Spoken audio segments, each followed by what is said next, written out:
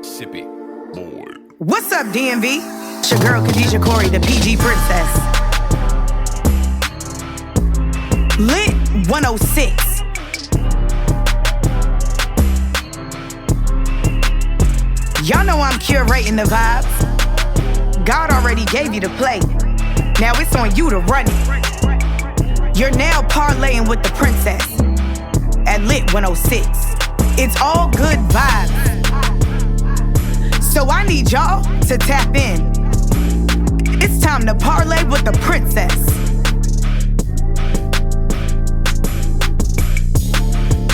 I need all my royal family to tap in. What's up, DMV?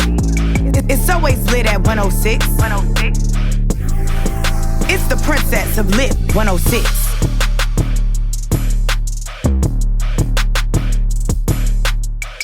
What's up, y'all? It's your girl, KHADIJAH CORRIE, media personality, entertainment, radio, and TV host, and we are live recording out of Anchor Media Studios, y'all. Lit 106, DMV's new home for hip-hop, R&B, R&P, and throwbacks, and I have a royal spotlight with you guys today in the studio. We are going to be talking about all things finance, okay? We need to know how we can really leverage our future, leverage our living benefits, and really make sure that we are taking control of our own finances. So I have CEO, founder of SOS Financial Agency, Chris Hart is in the building, and we will be tapping into him, to who he is, where he came from, and what he is doing here in the DMV areas. Now, let me just give you a little background of who he is before we jump right into this interview.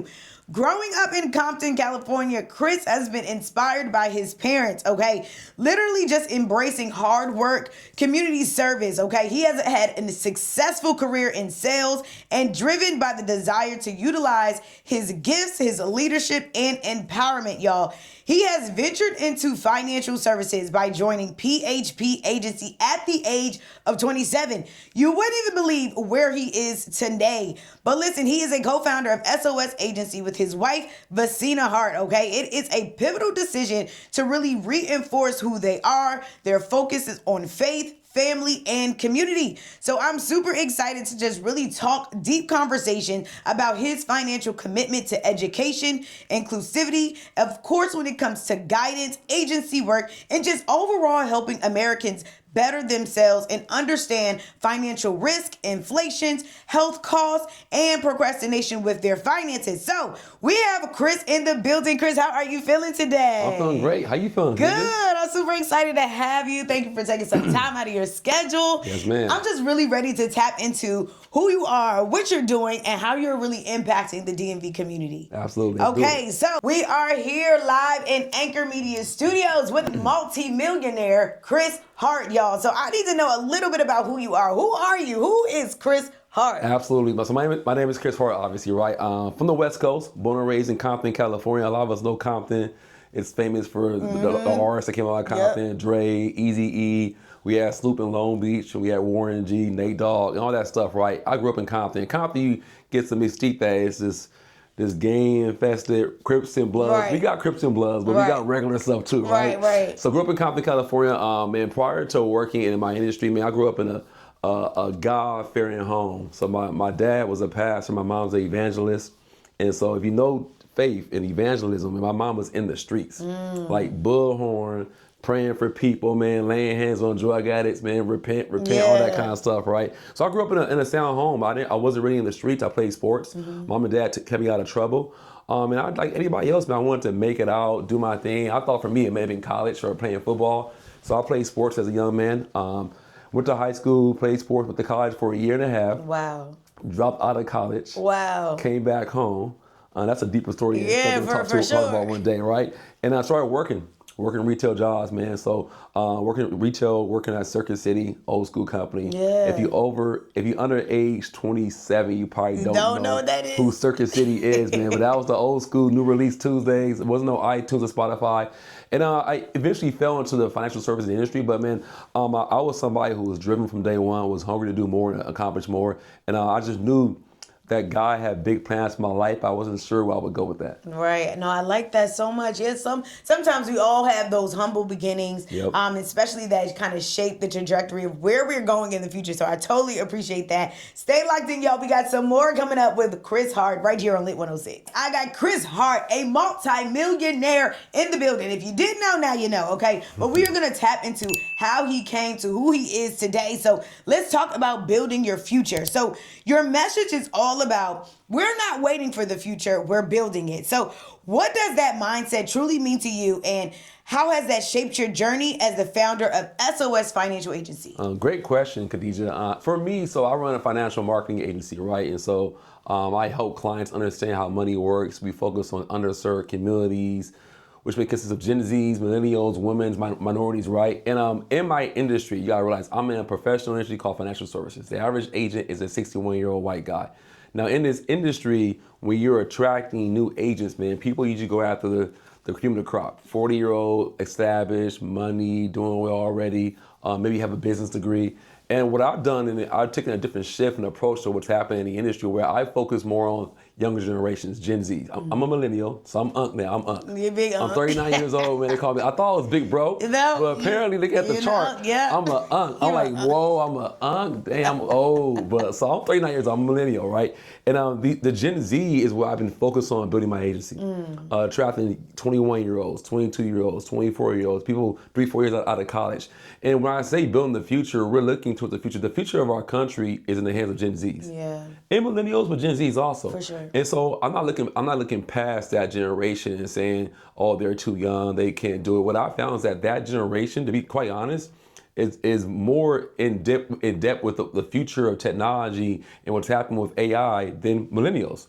And so when it comes down to financial services, they're just a little different. Yeah. They're built a little different when it comes to money and finances, and they're driven, they're hungry, they want to do more, but looking for a sound mentorship to teach them. I like that. And I love how you are really taking hold of those people who are looking for guidance, who are looking for the next best thing, if you will, for their own future. Absolutely. So I definitely appreciate that. So let's continue this conversation. Let's jump right in. We're going to talk about from Compton to CEO. So you kind of gave us a backstory on coming up in Compton. So I kind of want to know, growing up in Compton and being inspired by parents who really modeled hard work and service, how did those early lessons really influence your leadership and passion for financial empowerment? I think the biggest impact my parents had on me was work ethic. My mom and dad ran nonprofits. If you know anyone who runs a nonprofit, there's not a lot of profit in nonprofit money work. in there, right? And so they would serve, give, work, give you the clothes off their back, but they were broke. And so I saw that work ethic, and I said, okay, I know how to grind and work hard. And they did it for the glory of God, which is wonderful, right? 100% for their purpose of what God called them to do. But I was like, man, can we do it for the glory of God and make some money, right? And so I grew up with that work ethic in mind. And like most people sometimes grow up in the church, man, I kind of like went to college, started living in the world, just kind of backslid and just doing my thing, like wilding out. And eventually I came back to the faith, and I'm looking for something to do in work. And I fell into financial services, man. When you say from Compton to CEO, it was not overnight. It was a journey. But I got involved with an industry where the only way you're successful in my industry is by genuinely serving people. Like, you won't last scamming in my industry, ripping people off in my industry, being aggressive. You won't last. I've been in the game 13 years. And you say from Compton to CEO, and even when you bring me up as a millionaire, I'm like, that's me, I'm a millionaire. Oh, wow. But I just stuck to it, into the industry where I get paid for my level of work ethic and my service of serving people and making an impact. And so I genuinely believe that if you serve people in the right capacity, in the right lane, you can make a lot of money. And I think we don't realize that in business sometimes. And so the best businessmen and women in the world go out there and solve a problem, they leverage their gifts and talents to do so, but they generally bring value to people. And so when you do that again and again, day in, day out in business, you can't help but win. Wow. No, that's so good. And I really appreciate, you taking the time to craft those skills, right? And, again, it doesn't happen overnight. You have to develop them. You have to move. You have to shape. You essentially want to groom yourself to the person you see yourself being in the future. So definitely appreciate that. Okay, we are going to continue this conversation because we need to know all things when it comes to faith, family, and business. So you co-founded SOS Financial Agency alongside your wife, Vasina Hart, rooted in with faith, family, and community. So tell me, how does the values kind of guide your decision making and your company culture today? So first of all, you live with faith. I run my own business, man. So I don't judge nobody, right? Faith is the center of my life, and so I wanted to start a business where I can operate in my faith. I can speak freely about who my God is and what He's done for me. That was really important for me. I think sometimes you work in the corporate world. I used to work at a company called Apple. And Apple is a publicly traded company. I couldn't say certain things. There was once upon a time where I couldn't buy Chick-fil-A. Oh, wow. Because Chick-fil-A represented something else off on Sundays and all that kind of stuff. And so I'm like, it's Chick-fil-A, bro. It's just chicken. Eat the chicken, man. What's wrong with the chicken, right? And so when I started my own business, I said, man, I'm going to lead with faith. And so what's cool about this faith and family is part of what we do. My wife and I have the pleasure and the opportunity to work together. Now, here's the thing about business, man, about marriage.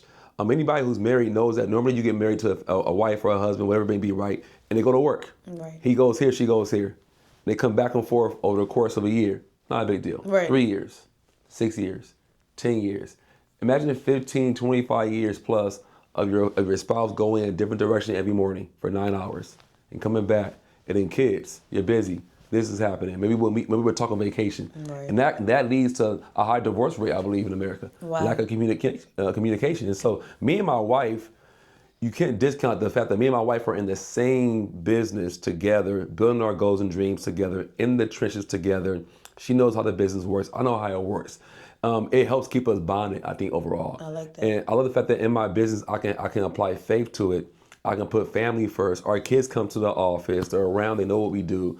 Our kids understand how money works. And when you put that together, faith first, family, and then business last, man, I believe it's a recipe for a long-lasting legacy in business. I think so many people chase the money first or put business first. And I like something called work-life integration. Okay. I don't believe in work-life balance. There's no balance.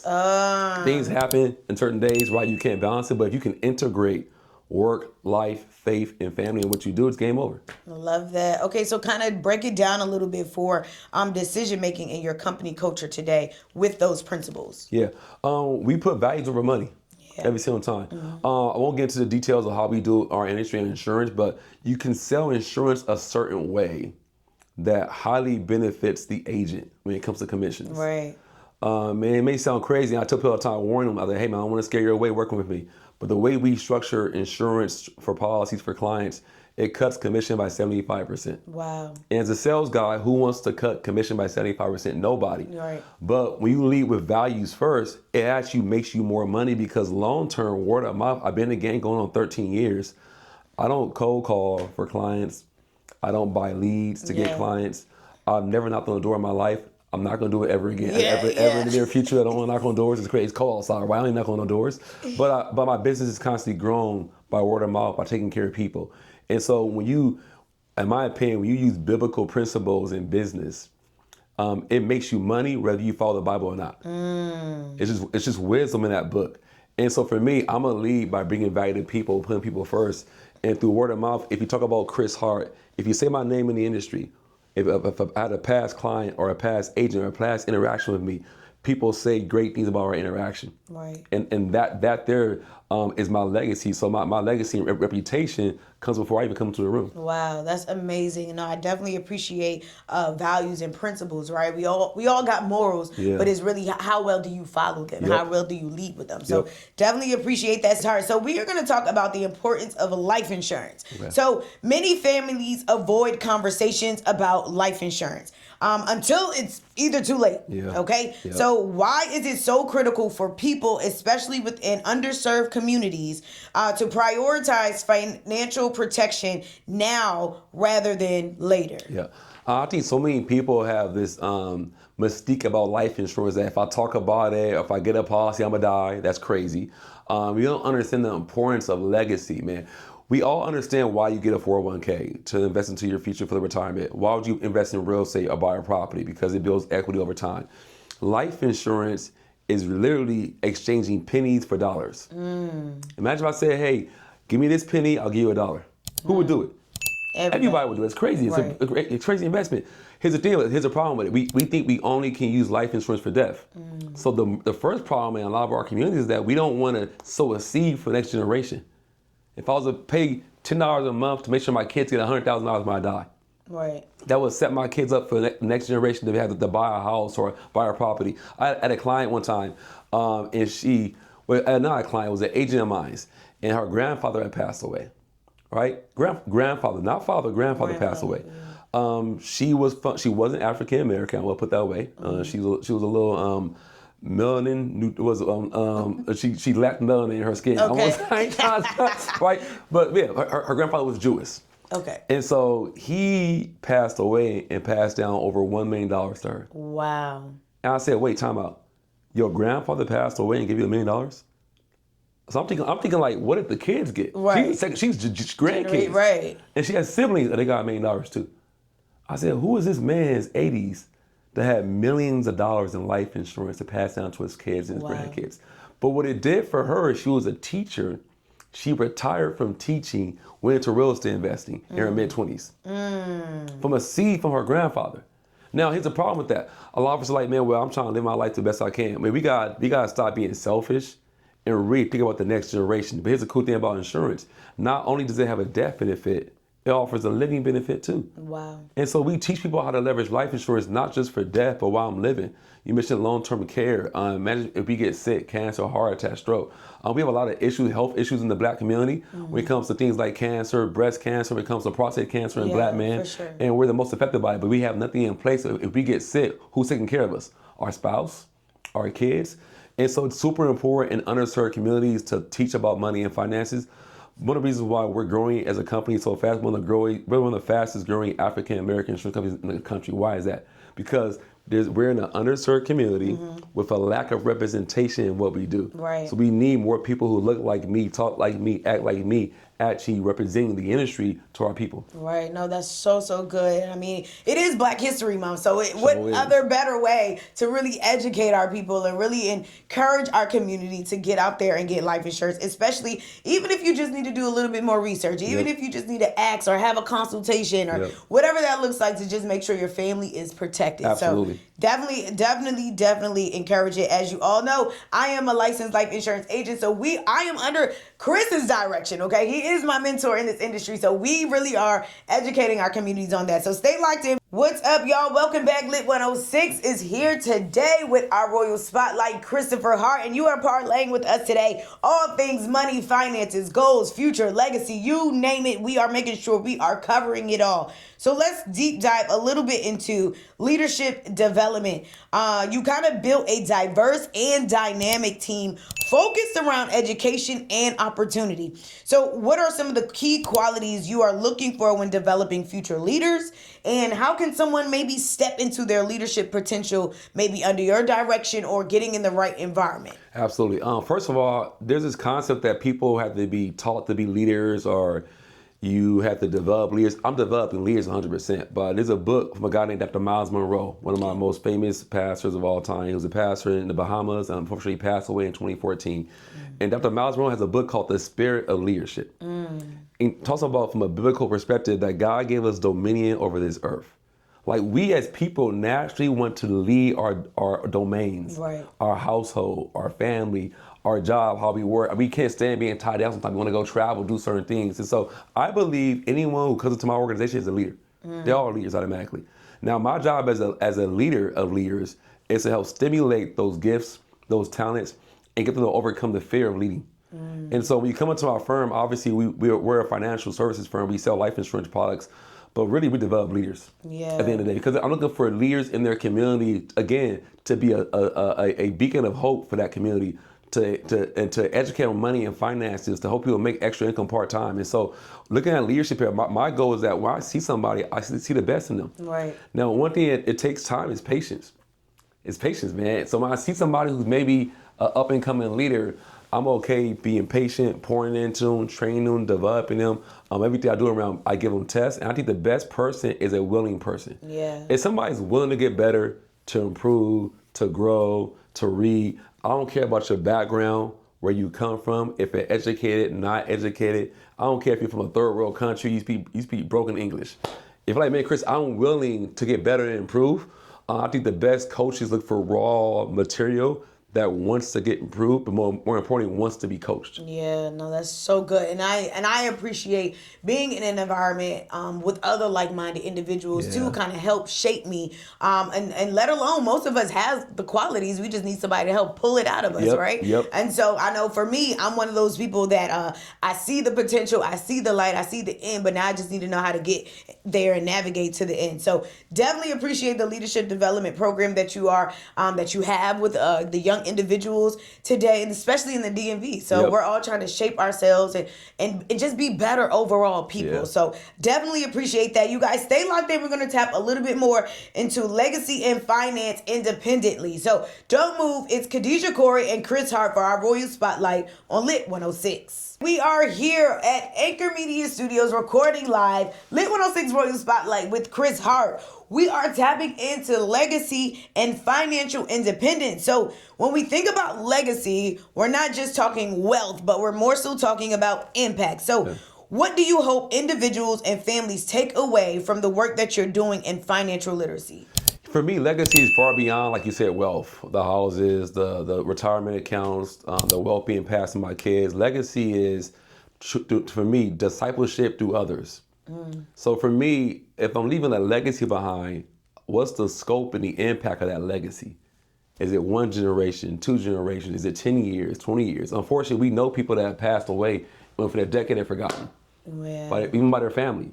And so when I look at leadership, I look at discipleship. I look at how can Chris take what God's given him, whether it be business knowledge, wisdom, leadership, a way of living life, and through discipleship of other people, other men and women, allow my legacy to live through them. And so I think about even my industry.